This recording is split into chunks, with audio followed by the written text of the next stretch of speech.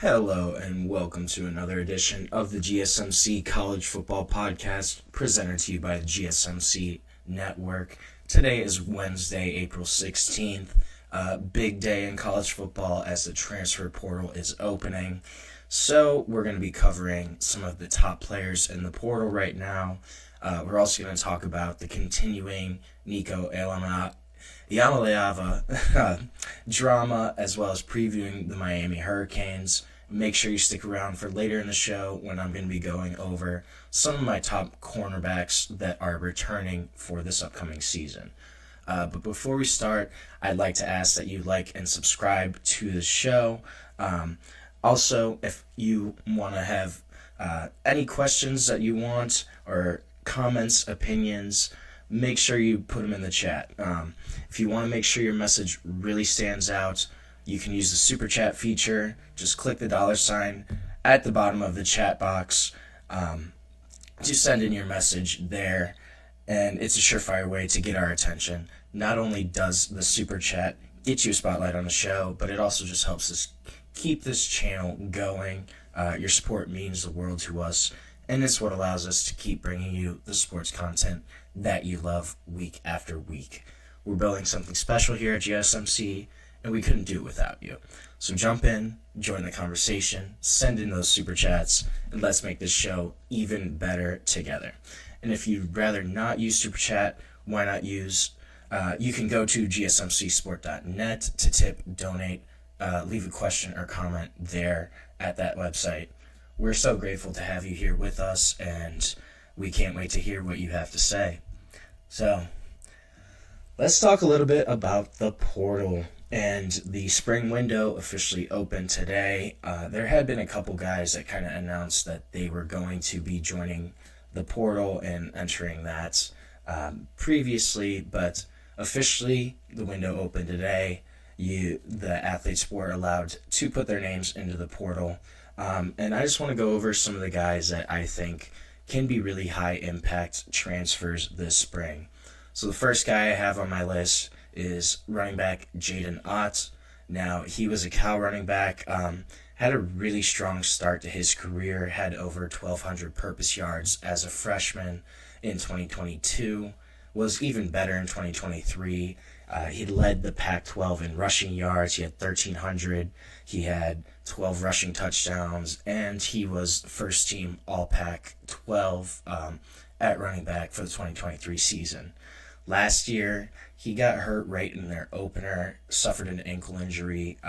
He did still play in 10 games, but you could tell he was really hampered by that ankle injury.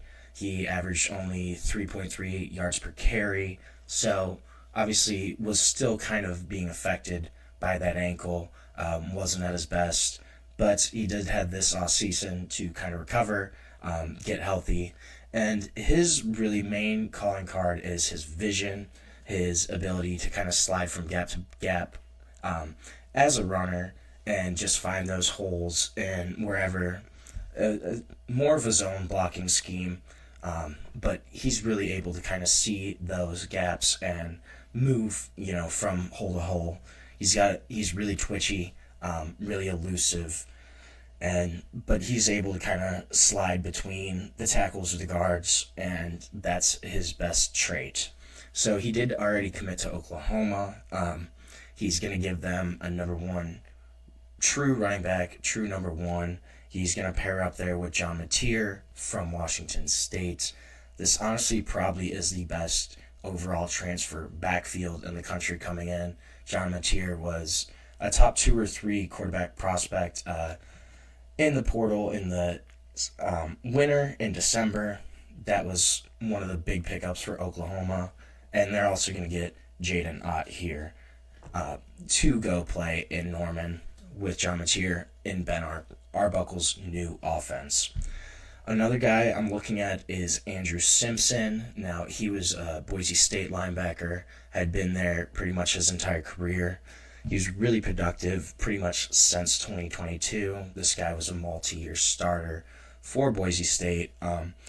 2023 had a really strong year, had 66 total tackles, forced 2 fumbles, had 2 interceptions as well, and also he had 6.5 sacks, So really kind of highlighting his versatility as a linebacker, both on ball, inside backer, and kind of off ball, just playing coverage as well as rushing the passer. Well-rounded player. That year in 2023, he was second team All-Mountain West. And then this year in 2024, he made 11 starts. He had 45 total tackles, 3 sacks, 3 forced fumbles, 1 interception. He was a little hurt kind of at the end of the season in November, missed a game or two, a little just roughed up from the season, so he wasn't as productive in 2024. But this is a guy that he was the heart and soul of Boise State's defense. He was really their leader, was expected to kind of be that leader again this year, but he's going to transfer. Not sure where he's going to end up. Should have a lot of interest from Power 4 programs. Another guy that I kind of saw was Beau Atkinson. Now, Beau Atkinson was at North Carolina, was their leading pass rusher last season for the Tar Heels. Had 7.5 sacks, 13.5 tackles for loss, 35 total tackles. Really showed his improvement from 2023.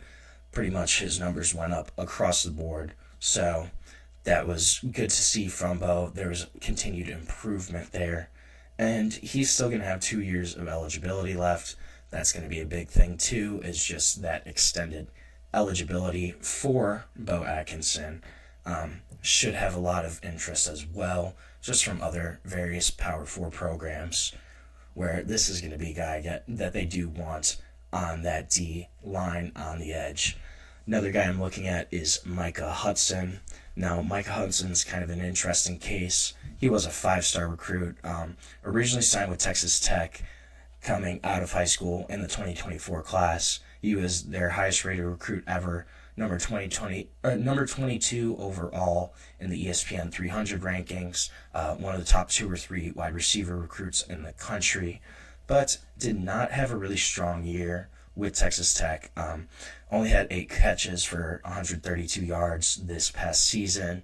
Didn't really make the impact that a lot of people were expecting him to make at Texas Tech. It was a little surprising, just kind of given his skill set. He's really dynamic.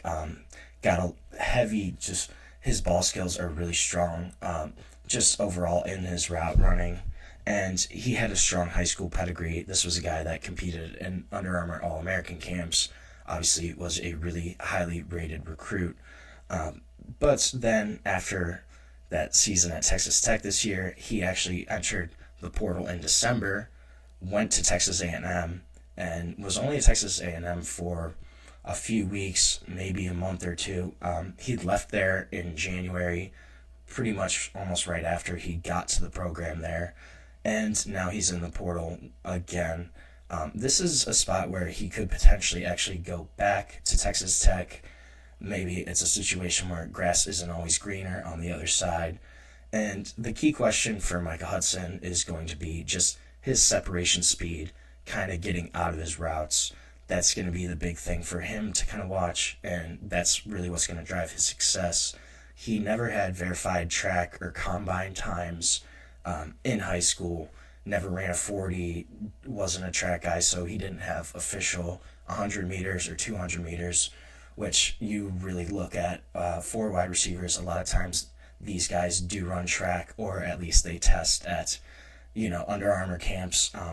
But he never tested, he never ran, so there was no official combine or track records for his speed. Kind of an unknown. That's going to be the big thing for his success at the next level, is will he be able to create separation on a consistent basis and be able to separate from those cornerbacks. That's going to be the big thing for Micah Hudson. But the pedigree there and just the overall talent level is clearly there with Micah Hudson. So that's going to be another guy you could potentially kind of look at. A quarterback I'm looking at, besides Nico, we're going to talk about Nico a little later in the show, but another guy I'm really looking at is Gio Lopez. Now, he was the starter for South Alabama this past year. as a redshirt freshman, he really kind of emerged as one of the more exciting, more tantalizing group of 5 quarterback prospects, especially the younger kind of group of 5 guys that get more of an opportunity than they would at a power school. And so last season had 2,600 passing yards, ran for 460 yards, 25 total touchdowns, only 7 turnovers. And South Alabama was pretty solid. They went 7-6 last year. Had a decent year, above 500. It's a tough place to play at. But he was also a top 25 quarterback overall across the FBS in terms of total offense. Kind of an interesting quarterback in terms of style. He's really crafty. He's more of a distributor at the position. When you watch him, kind of looks like he's a point guard out there just in terms of directing the offense, getting guys where he wants them to go. It's pretty clinical.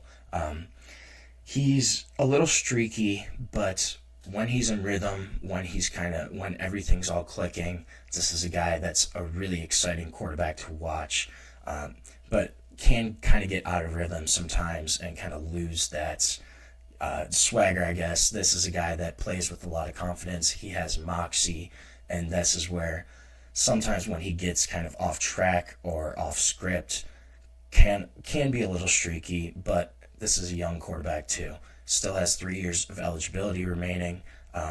This is probably going to be an option for North Carolina. It sounds like they're really targeting Gio Lopez right now.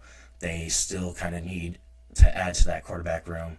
It's not super strong at the moment, and it sounds like they don't really want Nico.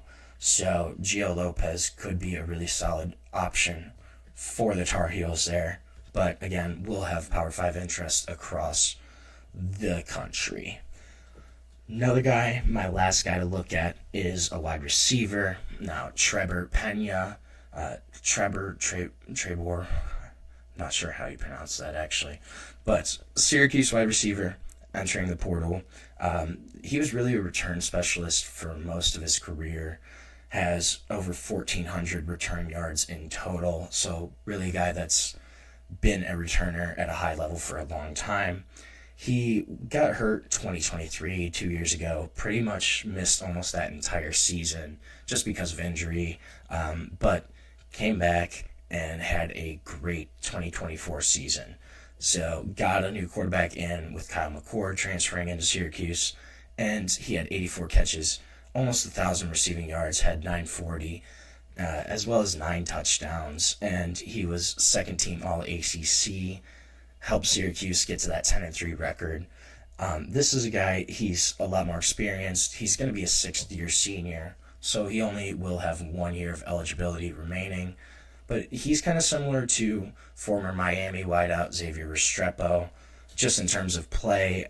He's a little bit bigger. He's 6 foot. Restrepo's around 5'10", but he's a little bit bigger, but similar play style.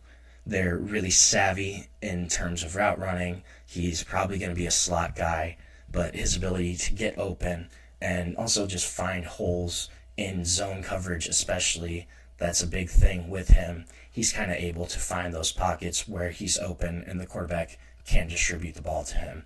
That's a really big skill set of Pena, is just that ability to kind of slide in between the gaps in zone coverage, find that hole to where his quarterback can get him the ball. He's really got strong hands, doesn't drop a lot of balls, really reliable just in terms of securing the ball, and again, just super savvy just in terms of route running. This is a guy that's going to be a security blanket for quarterbacks. You know, the guy you look at for a 5 or 6 yard gain when you need it, that's going to be Trebor Pena. So we're going to take our first break of the show right now. When we come back, we're going to talk a little bit more about Nico and just kind of what's going on there, a little bit more of the fallout, as well as get into some potential schools for Nico. So that's what we're going to talk about next. But right now, we're going to take a short break on the GSMC College Football Podcast.